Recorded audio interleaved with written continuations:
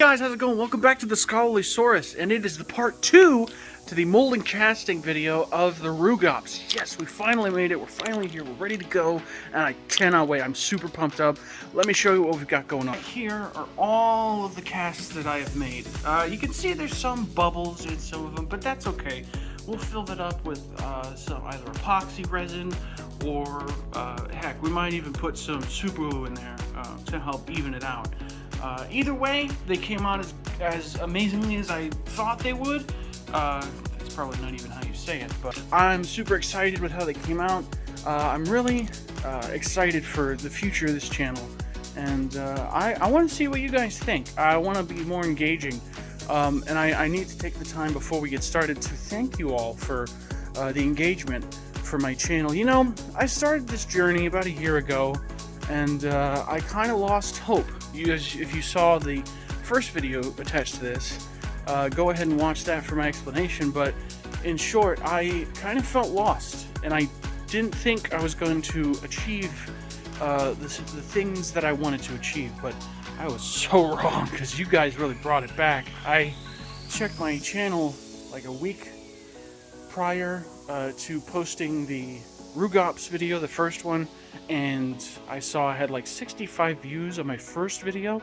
I checked back a week later and it's like 76, and I'm like, holy crap, that's amazing. Like, I don't understand it, but you guys are there, you're here for me, and I jumped whole 2 subscribers, and I'm at 18 subs right now. And one of the shorts that I have is of my cat and I watching Gaming Beaver, and that within the realm of like a couple days reached almost 1,000 views alone. And I'm so happy. I'm so excited. You know, I can't get enough of it. Guys, this is what I live for. I enjoy doing this, and it takes time, and I apologize for the time it takes, but I promise you, good things go happen to those who are patient. Good things happen to those who are patient. So, keep the notifications on and keep everything else on. And without further ado, I'm going to stop talking, well, at least in this part, and we're going to get to painting, right? Yeah. So to start off with the painting, I'm going to have to layer it with a top coat. Or primer, rather. This is, I can't remember the exact brand. The label kind of came off, but I got this a couple years ago, and I've been using it ever since. I love this stuff. This is a very good brand. From the project that I have done, I have used this. I have had nothing but good things to say about it. It does its job. It does its job well.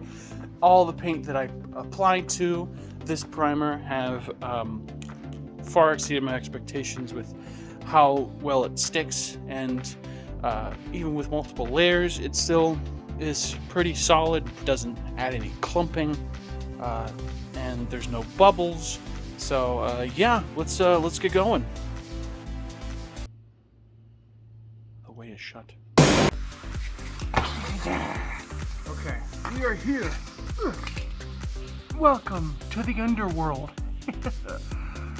I needed a camera to record this. My 2 cameras are dead, and I don't have a tripod for my phone, so this is as good as we're gonna get. Okay. Enough self-pity, let's begin.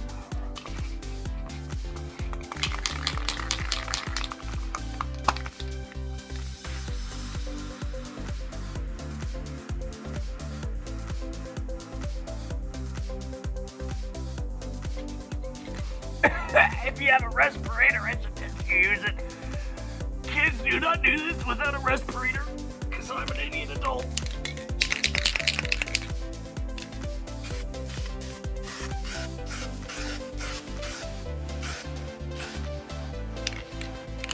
Alrighty guys, that is it for the primer. Yes, we did it. We got the hardest part out of the way. At least in my opinion, we got the hardest part out of the way. That is where we're at right now. I'm gonna let them dry for a little bit. I got some more stuff to edit, to sculpt, to film, and we'll get to the funnest. Well, not funnest isn't the word. The most fun part is to paint them. One piece of information I'd like to share with you guys is that the hidden lore behind each and every one of my sculpts is going to get involved with, you know, the thing that I make. I always love that about, artists and people that make stuff for a living and sell it. You can have an alien monster fighting a giant robot, and that's cool enough. Just name it, give it a cool title, and that's it for me. But what you've really sold me is they go out of their way to create this whole like other world, and they have their own story, and it's complex, and you get invested real quickly. I love that, and I want to start doing that for my sculpts. From here on out, I want to start doing that. I'll even send letters to each and every person that buys them, which I will mass produce these, but I promise you I will let you know when they are in stock. I'll put a link to my Etsy in the description when I first announce their release. And trust me, I'm not going to get ahead of myself. I'm a new Etsy owner, so go easy on me. But I will let you guys know when all of these are in stock and when they're available. And when they run out, don't worry. Next year, I plan on making many, many more. So we're going to let them dry, going to get some work done, and then we'll come back and paint the rest of them. Alrighty, we are back at the sculpting table. We got our beautiful pieces of artwork here ready to go. Now, as I said before, I was going to try and fix the holes in the sculpt, but I just wasn't getting anywhere with it. I tried everything, and I just ended up going with it. It looked to me like it was some sort of like, ancient artifact that, somebody like Indiana Jones would find in like an ancient cave. But I also wanted to paint it as if it was an actual animal. So I went with some nice colors, not too overly bombastic, but just something that's kind of realistic, So for the palette, I went with neutral gray, medium flesh tone, red, fiery orange, and then for the wash, I'm going to be using ivory black. And for my detail work, I'm using these brushes right here. I'll put the name of the brand up on screen. These are amazing paintbrushes. I believe they were numbered 1, 2, and 1.5. They were amazing. I used 1 and 1.5 mostly for this video. And for the main coat of paint, I'm using this Craft Smart number 5 brush. And it is an amazing brush. It gets the job done really well. It's amazing. So with all that being said, let us get started. So right here, I have a piece of tin foil with all of my paint ready to go. I put a little bit of water in there to help dilute my paint because if you don't know, acrylic paint needs to be diluted a little bit just so you can get all the detail from whatever you're painting, whether it's a sculpt or it's like a model airplane or something like that, or whether it's a dinosaur like we're doing. It needs to be diluted a little bit. My rule of thumb is 2/3 acrylic paint to 1/3 water, and I've seen a lot of people use acrylic-based paint thinner, but I usually just use water because it works just as fine and it gets the job done really well. So for this step right here, it's all about layering. With acrylic, you can't just take a big old glop of it and slap it on something because it'll get all goopy and craggly and it'll peel off rather quickly. So you gotta learn patience, and that's the name of the game, is layers. Layers, layers, layers. I believe this sculpt alone took me about 4 layers to get to the point where I thought it was good enough.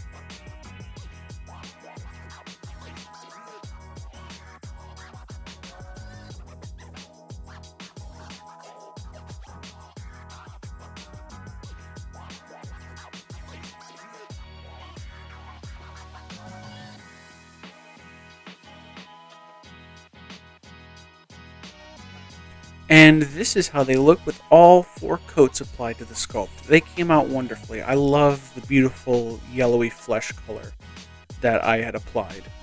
Wonderful, wonderful color. And so now I'm going to be taking the 1.5 brush and I'm going to be adding some stripes. And now my inspiration for this was tiger stripes, but I wanted to go in my own direction. I didn't want to exactly copy and paste tiger stripes and apply it to the sculpt. I wanted to go my own way.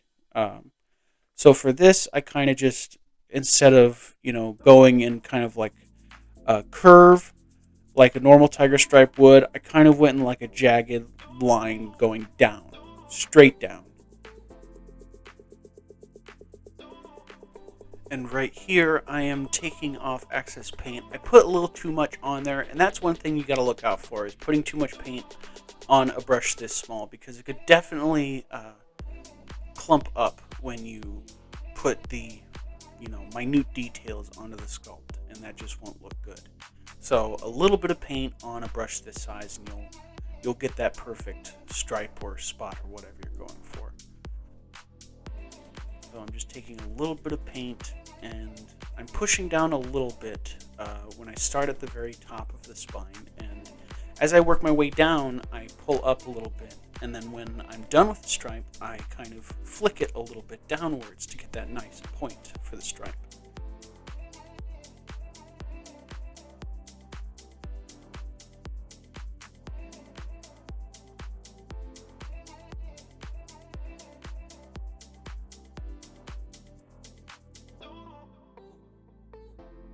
And here are the rest of them, all covered in stripes. I think they came out wonderfully. I love the jagged stripe look.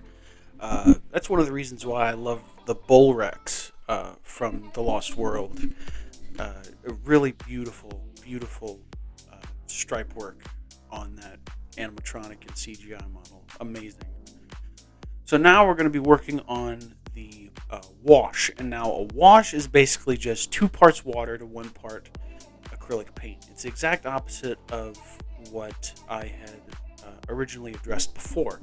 A wash, what you do is basically just dilute it in water, and then you apply it to the sculpt, and then you'll take a piece of tissue paper, toilet paper, paper towel, whatever you have to wash it off, and it'll get some beautiful, beautiful detail. And I thought the ivory black would go great with this color scheme because it would work with the idea of it being like an ancient artifact, while at the same time it would give some sort of realism to, like, this is an animal that, cleans itself by rubbing its body in the dirt, all that stuff. When it's hot, it rolls around in mud and cools off and all that lovely stuff. So right here, as you can see, I am wiping it down with a piece of toilet paper that I have. And it came out wonderfully. I honestly got cold feet when I first applied it. And but seeing it all come off, it came out wonderfully.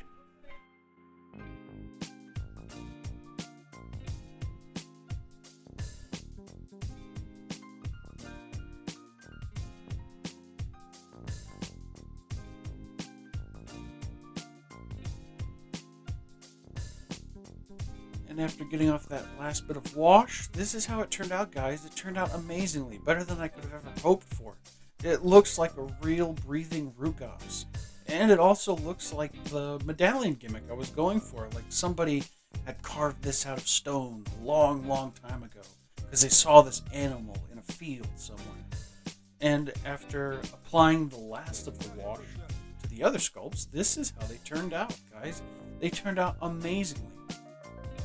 Everyone, I hope you enjoyed this video as much as I did making it. Please don't forget to leave a like and subscribe, and also don't forget to turn on that notification bell for all things Scholarlysaurus, so you don't miss out on anything new. I'm going to be doing many, many, many more videos like this in the future, so I hope you stick around. See you all in the next one, and take care.